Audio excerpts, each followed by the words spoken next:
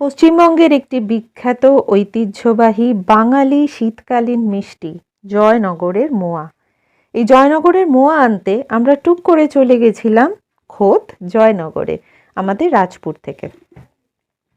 আমাদের বাড়ি থেকে জয়নগর 1 ঘন্টার রাস্তা এবং প্রায় 30 কিলোমিটার। তো আমরা গেছিলাম বারুইপুর হয়ে, বারুইপুর থেকে যে রাস্তাটা ক্যানিং যায় সেই রাস্তা ধরে। রাস্তা মোটামুটি ভালোই, তবে রাস্তাটা সরু বলে উল্টো দিক থেকে লরি বা ট্রাক জাতীয় বড় কিছু এলে একটু চাপ হয়ে যায়। আদারওয়াইজ কিন্তু রাস্তার যে অবস্থা তাতে স্মুথলি 1 ঘন্টায় পৌঁছে গেছিলাম আমরা। এই হচ্ছে বিখ্যাত জয়নগরের মোয়া। এটা পাওয়া যায় জয়নগরের বহুরুতে। বহুরুতে গেলে প্রচুর এই সময় দোকান পাবেন যারা জয়নগরের মোয়া বানাচ্ছে। আমাদের একটা ধরাবাঁধা দোকান আছে, আমরা সেখান থেকেই জয়নগরের মোয়া কিনি প্রত্যেক বছর।